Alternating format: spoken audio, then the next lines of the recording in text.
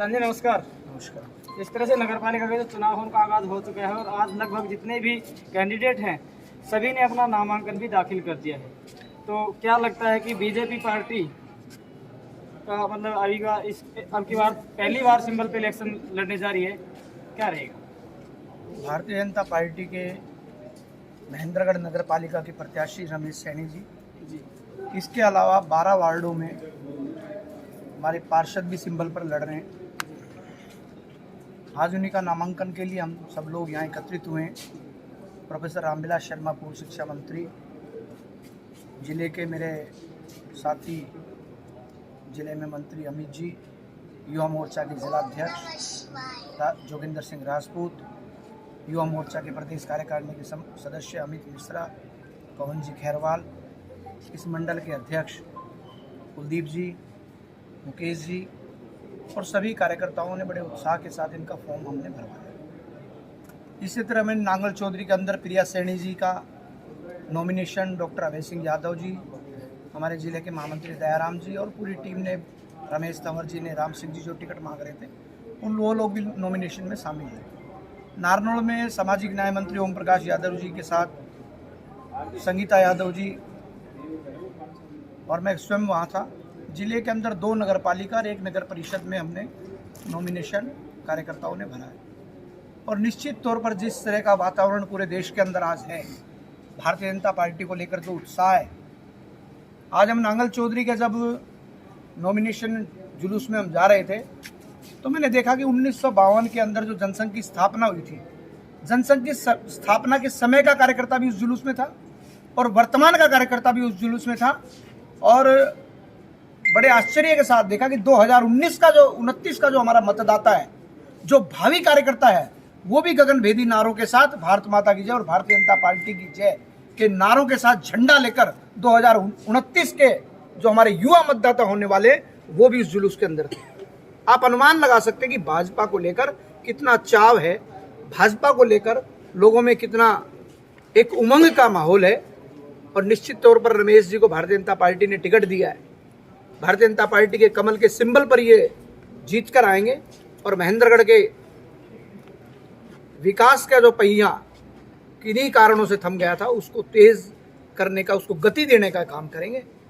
और जिस आस्था के साथ, जिस विश्वास के साथ पार्टी का कार्यकर्ता लगा हुआ है, जिस विश्वास के साथ पार्टी ने इनको सिंबल थमाया, निश्चित तौर पर एक बड़ी विजय के साथ ये इस नगर पालिका को संभालने का काम करेंगे।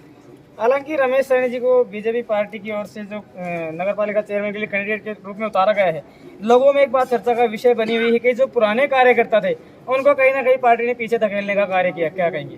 पुराने कार्यकर्ता मेरे आगे ही है, देखिए वो सारे कार्यकर्ता पुराने। जितने कार्यकर्ता, धकेलना नहीं होता, धकेलना नहीं होता।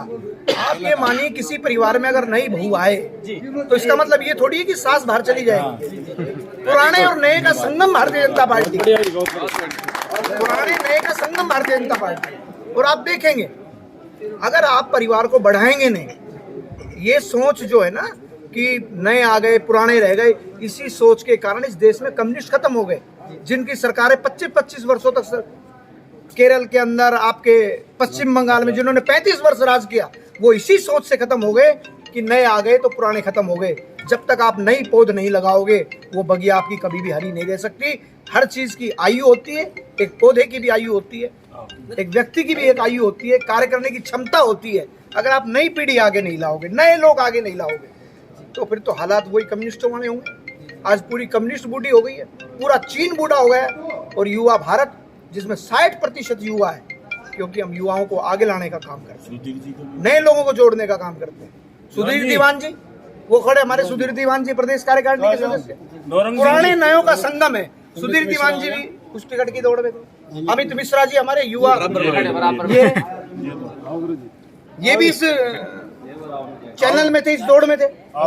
और देखिए भाजपा की खूबसूरती, जो व्यक्ति नगर पालिका के चेयरमैन की टिकट मांग रहा था, उसके बाद पार्टी ने आदेश किया नहीं, आपको वार्ड के सिंबल पर लड़ना है। फिर एक कार्यकर्ता ने आगे कहा अमित जी मैं लड़ना चाहता हूँ, आप लड़िए।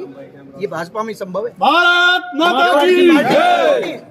ये और किसी पार्टी में संभव नहीं है। जो नगर पालिका के चेयरमैन की टिकट मांग रहा हो, पार्टी ने कहा रमेश जी को लड़ाएंगे, उन्होंने कहा ठीक है मैं आपके साथ हूँ।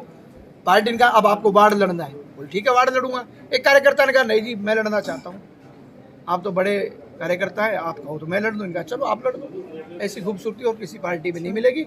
निश्चित तौर पर रमेश जी बड़ी विजय के साथ, क्योंकि आप ये चेहरे देखिए, ये भारतीय जनता पार्टी के स्तंभ हैं सारे, और हमारे वट वृक्ष जो हरियाणा की बीजेपी की छावनी के सबसे बड़े वट वृक्ष प्रोफेसर रामविलास शर्मा जी का वरदस्त जब इनके कंधों पर आ गए, इन कार्यकर्ताओं का प्यार जब मिला है, तो एक बहुत बड़ी और ऐतिहासिक जीत होगी।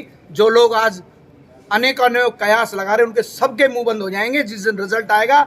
आप कल्पना भी नहीं कर सकते कितनी बड़ी जीत के साथ ये नगर पालिका को चमकाने वाले हैं, महेंद्रगढ़ को चमकाने वाले हैं। हाँ जी दीवान जी, आप बताएं, आप नगर पालिका में चेयरमैन के दावेदार थे, तो आप बताएं जैसे इस संगठन को लेकर बात चर्चा चली हुई है, भाई बीजेपी को पीछे धकेला गया है कार्यकर्ताओं को, क्या कहेंगे?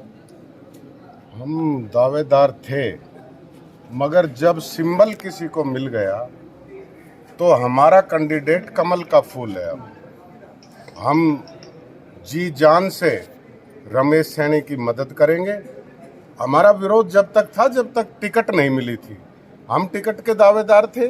पार्टी ने रमेश सैनी के ऊपर विश्वास जताया है, हम कार्यकर्ता जी जान लगा करके रमेश सैनी को बहुत भारी बहुमत से जिताए। जी रमेश सैनी जी, आपको पार्टी की ओर से टिकट दिया गया है, क्या कहेंगे जो महेंद्रगढ़ वासी हैं, जो मतदाता है, उनसे क्या अपील या फिर क्या मैसेज आपका रहेगा? देखिए, पार्टी के शीर्ष नेतृत्व ने जो मुझ पर विश्वास जताया है उसके लिए मैं पूरी आदरणीय श्री मनोहर लाल जी मुख्यमंत्री खट्टर जी, हमारे प्रदेश अध्यक्ष श्री ओम प्रकाश धनखड़ जी, जिला के अध्यक्ष हमारे राकेश शर्मा जी, हमारे पूर्व शिक्षा मंत्री रामविलास शर्मा जी और पूरी समस्त पार्टी कार्यकर्ता जो भी हमारे जो महेंद्रगढ़ के हैं, आस पड़ोस के हैं, इनका मैं हार्दिक दिल से आभार व्यक्त करता हूं कि इन्होंने मुझ जैसे छोटे से कार्यकर्ता को, सामान्य से व्यक्ति को चेयरमैन पद के लिए चुना है। और सभी कार्यकर्ता मिलकर ये हमारा चुनाव लड़ेंगे और भारी मतों से जिताकर मुझे इस चेयरमैन पद की कुर्सी तक पहुँचाएंगे, ताकि हम शहर का विकास करवा सके। क्योंकि पिछले कुछ सालों से किन्हीं कारणों से जो शहर का विकास का पहिया रुका हुआ था, उस पहिए को हम तेज गति से चलाएंगे और पार्टी को, शहर को एक स्मार्ट सिटी के रूप में विकसित करेंगे। बहुत बहुत धन्यवाद।